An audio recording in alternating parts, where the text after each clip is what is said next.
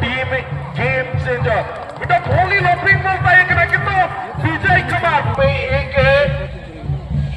Misconduct रहा है indirect free kick का और लिबो वहां पर दौड़ लगाने की कोशिश थी सजा से उन्होंने की है और बात करने में सक्षम रही है टीम जर्सी नंबर 6 पे गए तो बिल्कुल नेट के अंदर इनकी झोली में डाल सकते हैं। फिलहाल यहाँ पे लिकू को थोड़ी सी परेशान होना पड़ा